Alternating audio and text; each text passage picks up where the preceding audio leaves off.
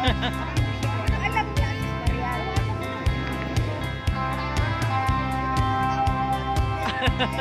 7:30 ang alam. Hindi updated.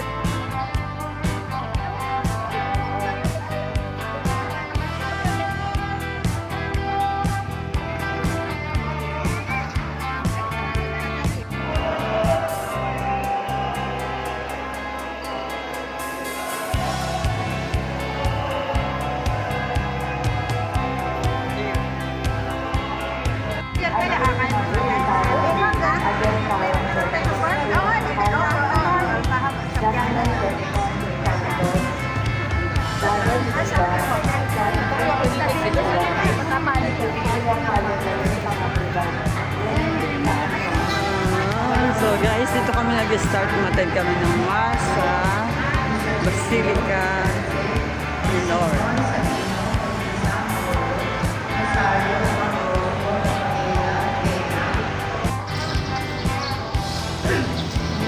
Yan lang po, madalas dito.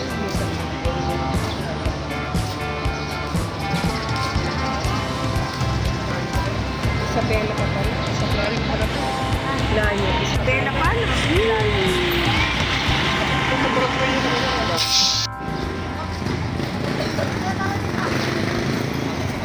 Ay, dyan. Magasampa ko yung ano yan na? Paano may paparating siya? Saan naman yun?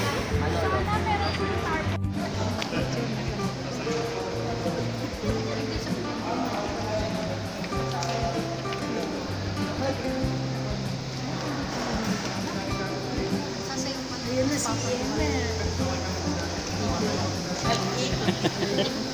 Video.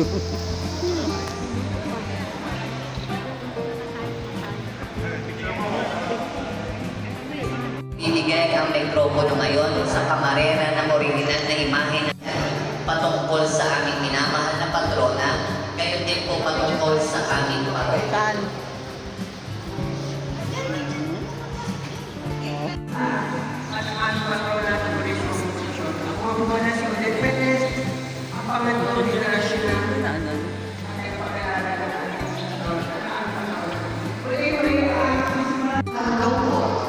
First story.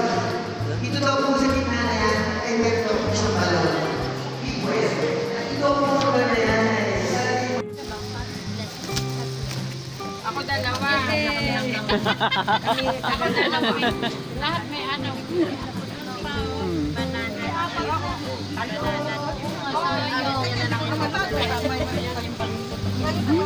Ayan, mga bilihan ng chicharon. Special baby. Ayun nga, hindi ko lang alam sa asa lang. Apat niya. Magkano sila ko hindi ka ginagawa niya? Magkano sa ako? Ay, hindi. Kanya pagkaan. Yung bakit niya. Sobra. Ako nga sabi ko nun, matitinda yata. Oh, yan. Kung pwede tayong pumasok. Pwedeng pumasok. Ayun, punta ka doon. Ayun, bababa. Bababa doon. Ayun, no? Ay. Dito po tayo ngayon sa second church, La Salette. Sa San Jose del Monte. Kay Father Fidel Raura.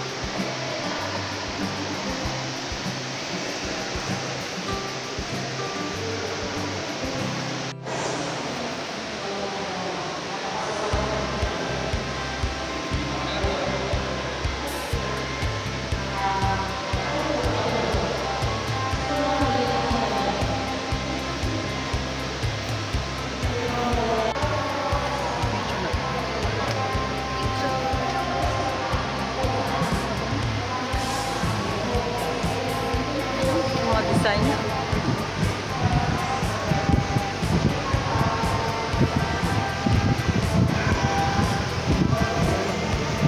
Sa Kristan, baka pwede ba po picture? Ha? Sa Kristan. Sa Kristan ba yung mga yun? Diba sa akin nagpa-practice siya para sa ano? Ay, ikaw!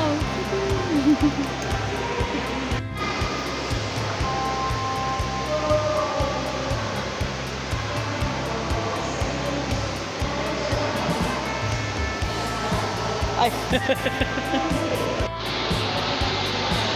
Payat na. Ayaw mo Ano nakatagin. daw, ano? Wala ko pa.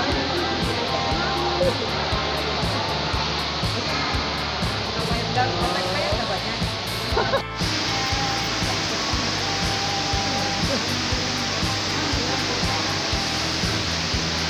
Oo, ba tayo doon? Baba tayo. Likot daw tayo.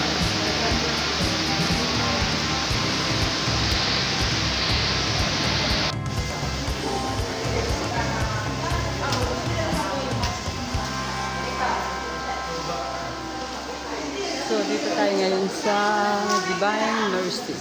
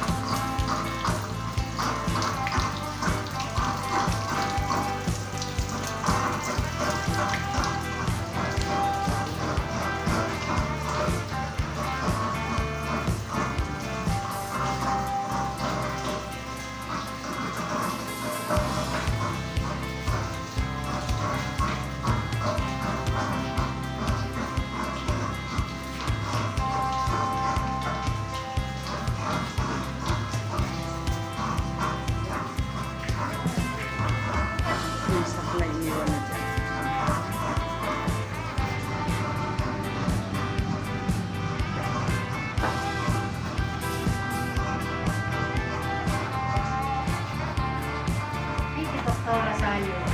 Andyan? Ayan, lalakad na. Aandar na.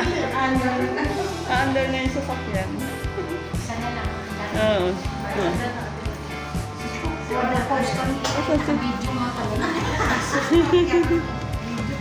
Aba, pwede nung ano to, picture.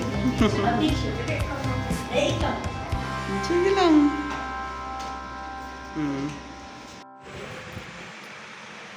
Wala lang party mo doon. Punta kami ng run. Hirap yung party. Punta kami ng run. Punta lang Masikip. Alam nung una ko tawa, alam mo nila na pasitas medyo kung reno, humihina na lili ko.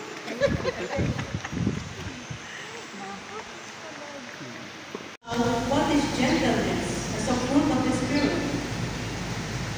Jesus is someone of gentleness. Even after thoroughly pointing out the hypocrisy of the scribes and the Pharisees, Jesus Christ defined the spirit of gentleness and showed how it should felt about even those.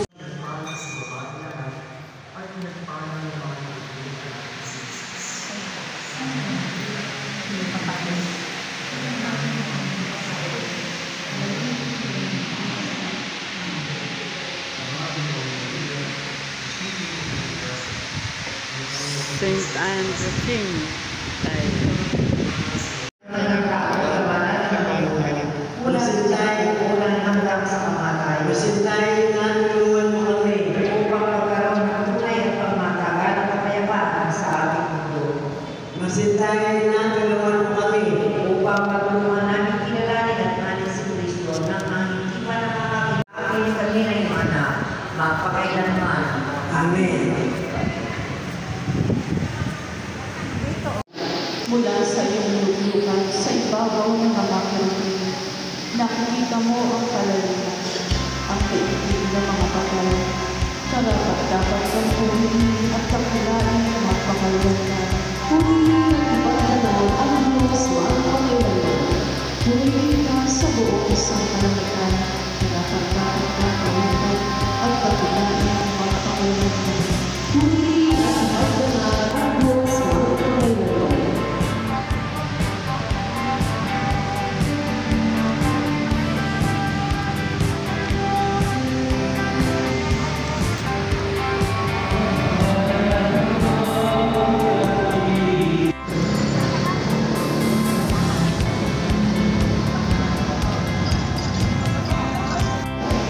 Sumagot si Jesus, tandaan ninyo, alipin ng kasalanan ang lahat na nagkakasala. Ang alipin ay hindi kabilang sa sambahayan sa habang panahon, subalit ang anak ay kabilang magpakailanman. Kapag kayo'y pinalaya ng anak, tunay na kayong malaya. Nalalaman kong dami kayo ni Abraham. Gayon may pinagsisikapan ninyo akong patayin, sapagkat walang itak sa inyong puso ang aral ko. Sinasabi ko ang aking nakita sa aking ama. Ginagawa naman ninyo ang inyong narinig sa inyong ama. Sumagot sila, si Abraham ang aking ama. Kung kayo'y mga anak ni Abraham, tutularan ninyo ang kanyang ginawa ni Jesus. Ngunit pinagsisikapan ninyo akong patayin. Ngayon sinasabi ko lamang ang katotohanan na narinig ko sa Diyos. Hindi ganyan ang ginawa ni Abraham. Ang ginagawa namin tulad ng ginagawa ng inyong ama. Hindi kami panganak sa labas, nila. Ang Diyos ang aming ama. Sinabi ni Jesus, kung talagang ang Diyos ang inyong ama, iibigin ninyo ako, sapagkat nagmula ako sa Diyos. Hindi ako naparito sa ganang sarili ko lamang, kundi sinugod niya ako. Ang mabuting balita ng Panginoon. Inutuloy ka namin, Panginoon sa Kristo. Magandang hapon po sa inyo lahat.